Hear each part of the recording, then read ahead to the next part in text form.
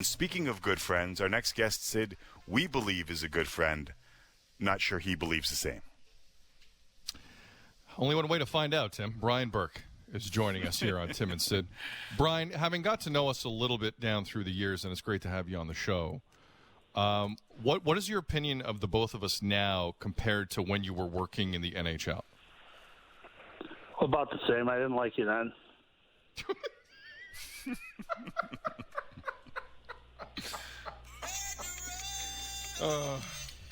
Point to Burke. Not at all changed in any way, shape, or point form? to Burke. No, I like doing this show. I think you guys are excellent. I actually do enjoy this. Thursday is my busy day, and I look forward to this last thing, and then I'm done. So I think I did 5 shows today, so this is always my last one. I look forward to it. So you're looking forward to it or what comes after it? Both. 5 show. What's the one thing, Berkey? What's the one thing on 5 shows that came up every time? Like, what was the one topic? Just the what the salary cap might look like. That's I gave some doom and gloom predictions this morning on the fan, and it was picked up immediately by people from all over. So, I mean, I don't think people are focusing on the economic damage that's being done to our game, and it shouldn't be the first priority. The first priority is getting back on the ice once it's safe to do so. But the toll that this is going to take financially, I don't think anyone's focused on that. Sid and I had the conversation on this show, and neither of us are smart enough to figure it out. Neither of us went to Harvard. Neither of us actually graduated from university. But I was asking Sid, like, if you've got teams right now like Arizona who are already committed to what they're committed to, what the Leafs are already committed to what they're committed to, is there a way that the NHL can actually go to what the salary cap should be based on the way it's been calculated each and every year? Because those teams were working under the assumption that you would be, I mean, Boca Raton, we heard $84 to $88 million was going to be the estimate. So how can you then say next year that the cap will be whatever it would be, which is significantly less than that? Well, I think there's going to be a rollback. When we ended the first long lockout, the players were obligated to take a 24% rollback. And I anticipate a rollback of that size if everything goes well. It could be considerably more than that. Like, worst case scenario, 2 governors said this last day or two, no outdoor, no sports game, no pro sports games till 2021. So if we wipe out the last 15% of the season, which is, we played roughly 85% of the regular season, wipe out all the playoff revenue, wipe out all the live gates that would occur in October, November, and December, you could be talking about a $40 million salary cap. That's how extensive the damage could be.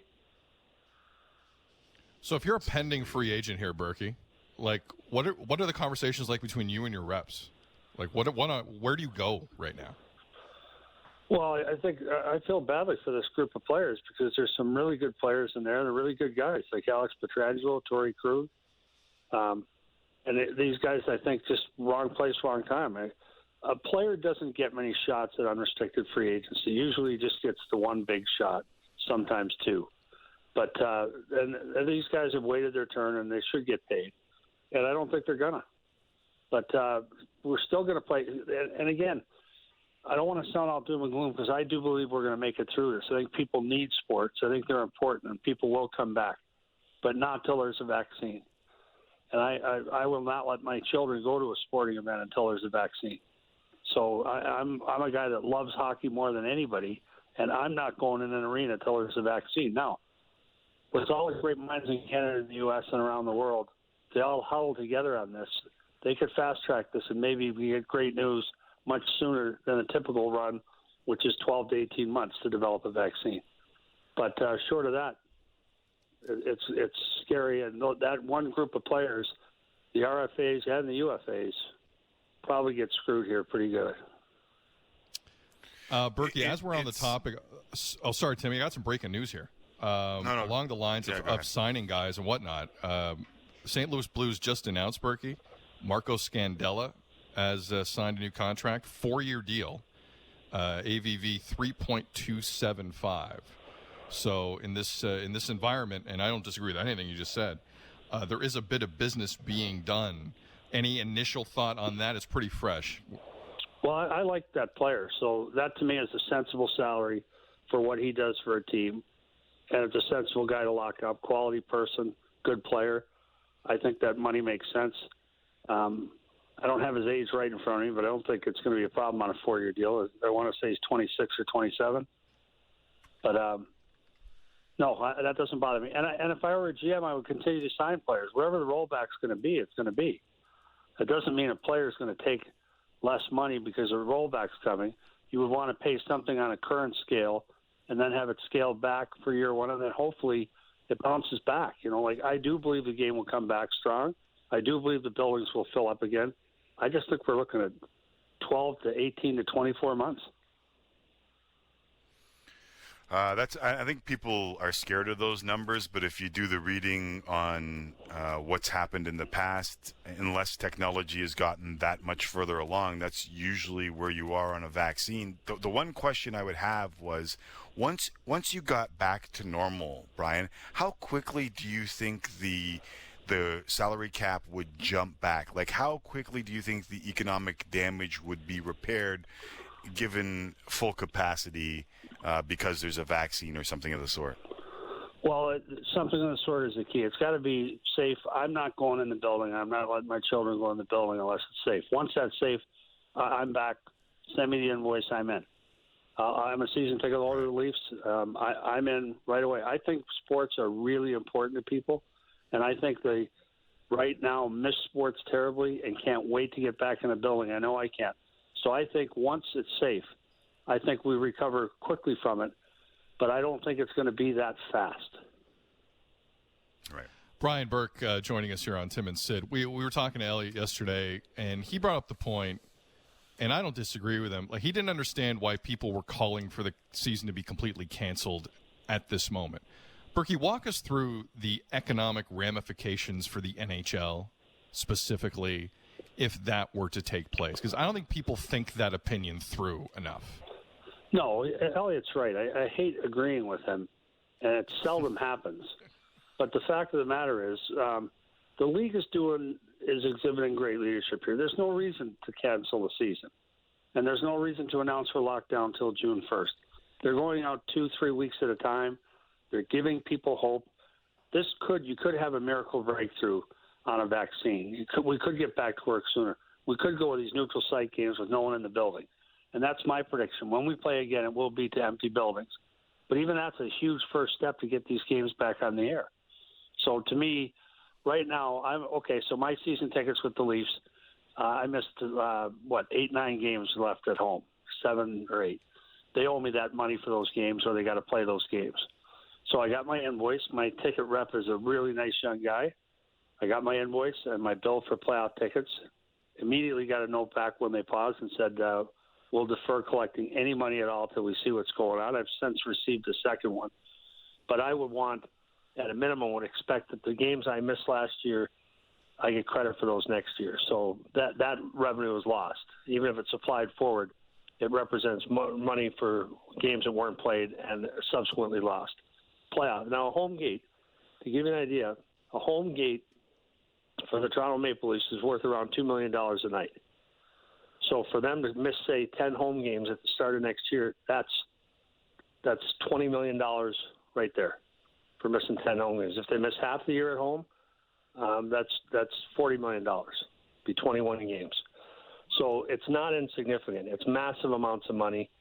If games are lost to broadcast partners, there's a massive amount of money lost there. If you play to empty buildings, that $2 million gate disappears. The only people watching are the league officials. So it is significant, and I don't think we're going to play in front of live audiences anytime soon. And until a vaccine is developed, I don't think even with social distancing I would let my kid. If they said we'll let 1 and 6 feet apart in the seats, so we'll have in a section that would normally seat 300 people, we're going to have 50. I wouldn't even let them go into those circumstances. It's so tough to set out and understand, and kind of everything changes week by week, day by day. But the one thing that I know the NFL hasn't shied away from is their draft, which is coming up on April the 23rd. And I wonder how much different is the NHL draft going to be?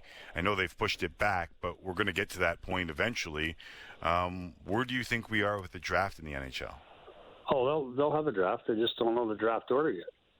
Because if we cannot conclude the regular season, then we're going to have to go. I think the fairest thing is winning percentage, and then you determine which teams are in a playoff position, which teams are not. We will have the draft. Obviously, there's no combine, and that affects the team's ability to impact, to judge players. But all the teams are affected equally, other than Arizona, who's alleged to have done some testing on their own, which is illegal under league rules. But everyone's in the same boat. The hard part is the quality of the competition, that those late season tournaments like Memorial Cups and WHL playoffs and OHL playoffs, the under-18s, those quality tournaments where there's high stakes and you got to see if players can perform when the stakes are high, those opportunities were lost to the scouts. But they're all in the same boat. They've all seen these players plenty. They're looking at video. We'll have a draft. We just got to figure out if we're going to play the regular season, if there's any chance, then they can't schedule a draft. So they just got to wait. All these things, free agency on July 1st, all these things. The union's going to have to sit down with the league and negotiate all of these things. Brian Burke joining us here on Tim and Sid. When we get there, is the sweepstakes for the number one overall pick going to be like the one that led to one of my favorite Brian Burke answers of all time about the so-called Pittsburgh model when it comes to Alexis Lafreniere? Yeah, well, I got asked later why we didn't follow the Pittsburgh model, and I'm like, yeah, win a GD lottery. And I said, they got a generational player by winning a lottery. Where do I sign up for that? Yeah, this kid's going to be. He's a clear consensus number one. Our draft is the best draft of all of the pro sports. When a kid stands up and hugs his mom and dad, and hugs the girlfriend, and hugs his older brother, and then hands his coat to a runner as he walks to the stage and puts on a sweater. It's awesome. We're not going to be able to do it. This is one of the many things we're going to have to adapt to and adjust to during this time. And as I said earlier, we are walking on a Martian landscape. This is not a lunar landscape, because at least a couple guys have walked on the moon. This is brand new territory for everyone involved. Yeah, well, and I'm with you, Berkey. We'll get through it, but how? That is the question.